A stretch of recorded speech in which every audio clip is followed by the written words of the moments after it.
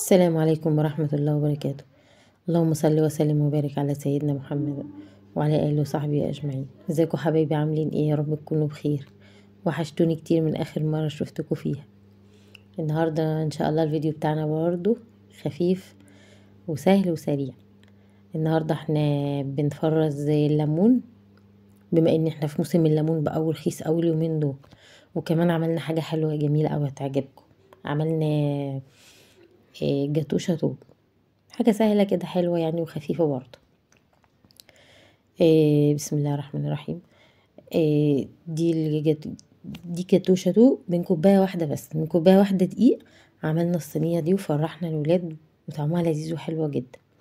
المقادير عبارة عن كوباية دقيق، كوباية سكر، كوباية زيت، كوباية لبن، ونص كوباية كاكاو، وبيضتين، وكيسين فانيليا، ومعلقة واحدة بس بودر، عشان كمية الدقيق مش كتير. وان شاء الله تعجبكم وتبقى لذيذة جدا وتبقى خفيفة عليكم. يا رب تكونوا بخير ان شاء الله. احنا هنبتدي الاول، هنحط السكر في الخلاط كلها في الخلاط. نحط كوباية سكر وبعدها كوباية زيت بالشكل ده كده، وبعد كده بننزل بالكاكاو معلقتين 3 حسب الكمية انتي بتحبيها. ده كاكاو خام، مش محلى، يعني كاكاو خام اللي هو الاسباني النضيف ده. بعد كده بنديله بس لفة واحدة في الخلاط، وبعد كده يعني يا دوبك بس نقلب المكونات في بعضها بالخلاط. هو كده مش ضربناه. بعد كده بننزل بكوباية لبن باردة او دافية بسيط خالص، مش سخنة، مجرد بس دافية كده. نضربه بقى في الخلاط لحد ما القوام يتقل معانا بالشكل اللي انتوا شايفينه ده كده.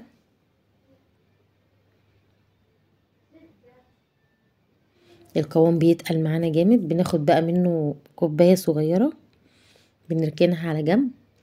وبعد كده بقى بقية المكونات بننزل عليها بالبيضتين، طبعا بدرجة حرارة الغرفة مش ساقعين. وبعد كده بكيسين الفانيليا. الفانيليا طبعا عشان زفارة البيض، وكمان بتخلي ريحة الكيكة تحفة قوي.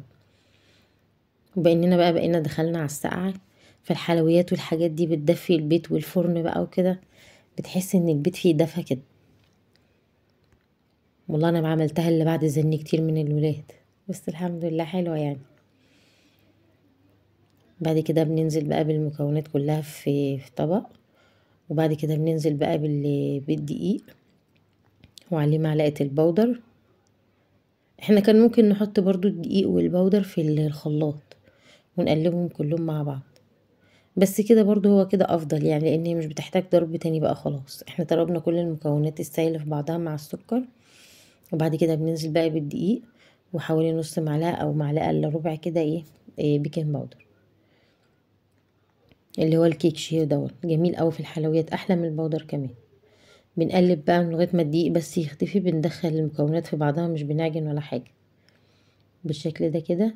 بنكون بقى عندنا صينيه متبطنه بمعلقه زيت او سمنه وتعفير الدقيق كده.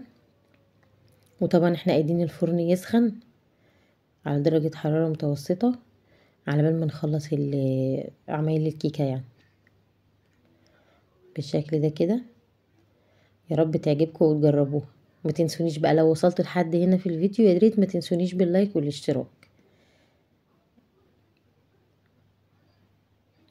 بننزل بقى بالصوص اللي احنا كوبايه اللي احنا حشناها في الاول، بننزل بيها كده بعد ما الكيكه بتبرد خالص.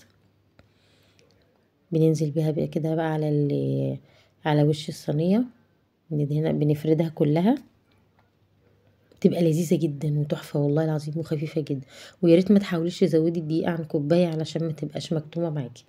يعني هي كوبايه هتديكي المقدار ده كويس جدا، كوبايه دقيق واحده بس. وبألف هنا وشفا، يا رب تجربوها وتعجبكم وتقولي رأيكم فيها ايه. ويا ريت برضه متنسونيش في اللايك والاشتراك، فضلا وليس امرا. ربنا يكرمكم يا رب ويبارك لكم، وان شاء الله تعجبكم فيديوهاتي ووصفاتي. انا طبعا ما حبيتش اقطعها قطع صغيره، يعني حبيت اشبهها كده بالجاتو، بما ان هي اسمها جاتو شاتو، فحبيت ان انا اشبهها بالجاتو واقطعها قطع كبيره. وهي فعلا شبه الجاتو والله، في طعمه ونفس خفية الكيك بتاعه، لذيذة جدا جدا. ان شاء الله تجربوها وتعجبكم.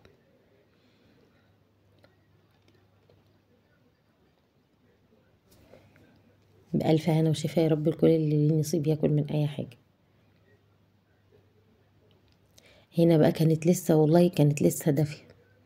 وطبعا انتوا عارفين زن العيال بقى، يا ماما عايزين نشوفها، يا ماما عايزين نشوفها ندوقها. طب طلعت واحدة بس والله اللي هي دي، عشان بس اوريكم كمان وهي لسه سخنة بتبقى عاملة ازاي، متماسكة وجميلة جدا وطعمها حلو. بس بصراحة لما بتسقع بتبقى افضل بكتير، تحس ان هي جاتوه بجد. هنا بقى الليمون، دلوقتي الليمون رخيص جدا جدا، يعني كيلو ب5 جنيه، 2.5 ب10. جميل اوي.